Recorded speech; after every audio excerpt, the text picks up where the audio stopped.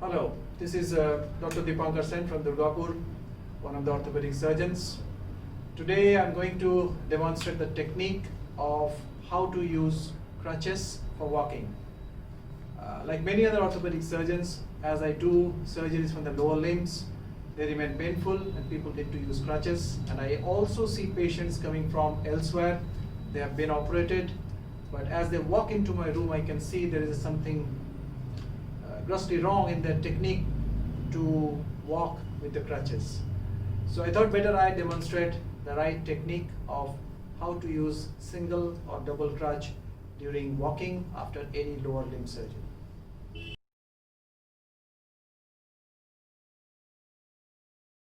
So first thing is, whenever you use crutch, you should choose a reasonably decent one, which should be adjusted according to your height. This is most important thing, how to adjust the height of a crutch.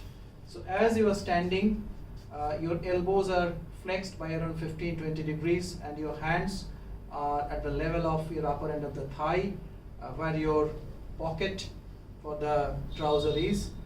That should be the level where the handle of the crutch is, because it gives you the maximum strength.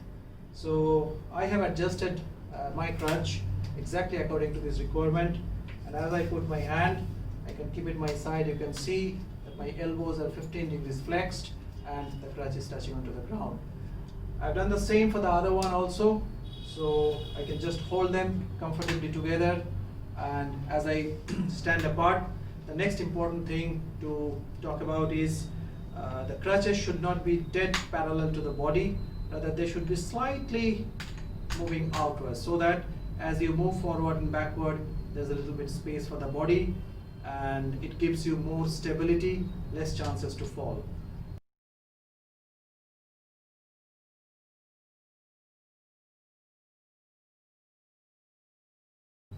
So friends, now we are going to demonstrate how to exactly walk by using two crutches. I have already mentioned about the selection or adjustment of the crutch in terms of its height, the step length, and maintaining a reasonable width as you move your arms forward. So the step length is like a normal step length. You shouldn't do it too much, so that you might lean forward and also the crutch might slip. You may fall. And if you do it too less, then obviously you are moving very slow. That is too much of energy consuming. For all practical purpose, your shoulders, elbow should move by around 30 degrees and where it lands. That should be your ideal step length. So let's see how to do that.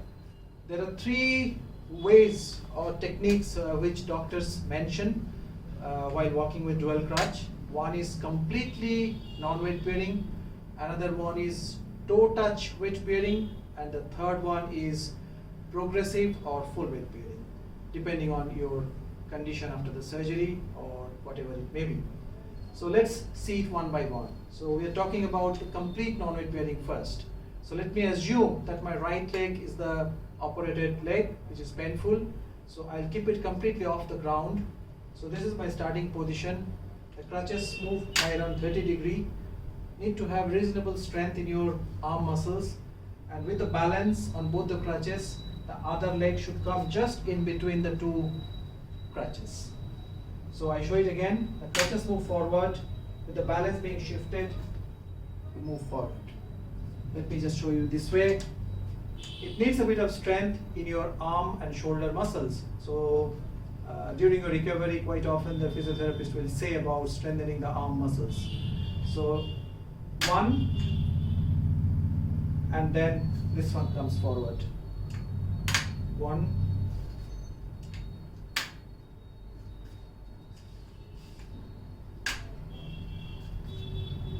it looks difficult, but if you practice it a bit, and then if you have adequate strength in your shoulder and arm, it should not be that bad.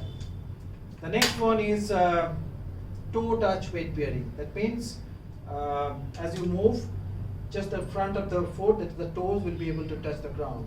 So let's see how do you do it. So you move your crutches forward and the injured leg or the operated leg moves right behind the line being joined by the two crutches, It is just the toes which are touching, and then by shifting the balance, your other leg moves forward.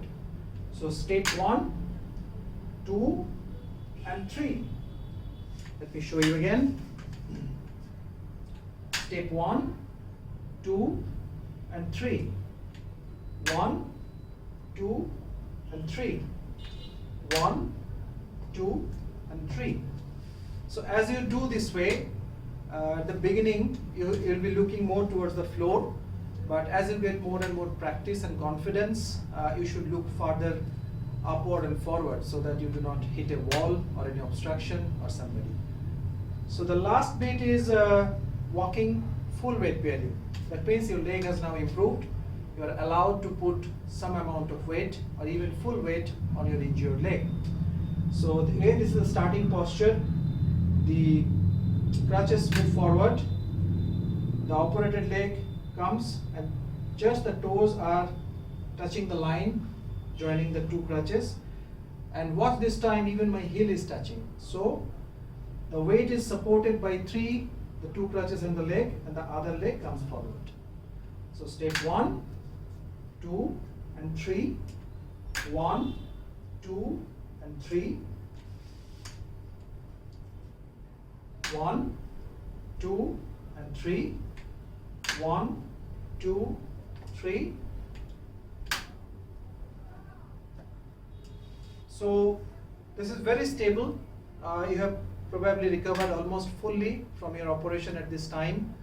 So one important thing to mention, that the crutches, the lower end, should have some good quality rubber corks. Otherwise, there is a possibility that it might slip as you tend to put your body weight.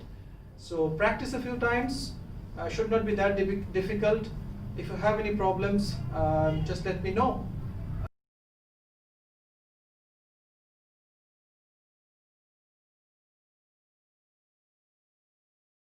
Okay friends, so now we are in a stage where the doctor have asked to walk with single crutch. That means your condition has significantly improved. Once you are walking in single crutch, that means your injured or the operated leg can bear full weight. Otherwise, this is not going to be possible.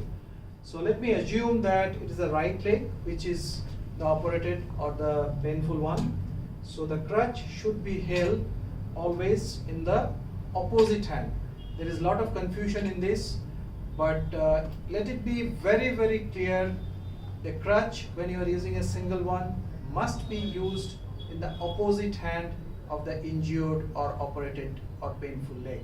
There should not be any confusion into it at all. Okay, so let me assume, so I'm holding the crutch in my left hand and my injured or the operated leg is the right one. So this is my starting position. I'm just standing comfortably. The crutch moves forward at the step 1, and then, as I said, that shifting the load onto the crutch, I move the injured or the operated leg first, and then the weight is shifted between the two and the uninjured leg comes forward. So 1, 2, and 3. 1, 2, and 3. The crutch first, the operated or the injured leg second, and the normal leg third. 1, 2, 3. 1, 2, 3. 1, 2, and 3. So as you get more and more practice, what will happen is probably your crutch and the operated leg will move almost simultaneously, and then your rhythm to walk is very smooth, and it's almost like a normal person walking. So that's the simple technique to use when you are having a single crutch for walking purpose. Thank you. If you have any problems, let us know.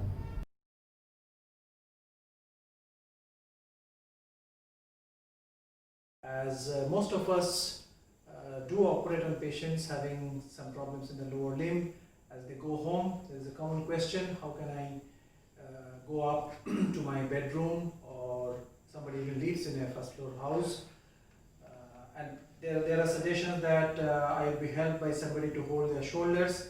Well, that is really not acceptable or even safe to go up and down the stairs. Rather, there is a simple technique by use of a single crutch how to manage the stairs. That's what I'm going to demonstrate. The most important thing to understand is the crutch should be used in the opposite hand of the injured or operated or painful leg. So for this video purpose, I presume that it's my right leg which is the affected one. So I'm using the crutch on the left side. Now the stairs, as we go up and down, there may be the rails on the right side or left side. Some of us do not have any control depending on the design of the house. So we have to manage with whatever we have. So just to start, we stand in front of the stairs. The edge or the end of the crutch is locked at the corner of the stair, and just we use our other hand to support the rail or whatever available. Then as we go up, the most important thing is that the good leg goes up first. So for my purpose, it is the left leg that goes up. And then by supporting on both of your hands, we push ourselves up to the step like this. Again, the crutches are locked at the corner. The good leg goes first and then push ourselves up. I show it again.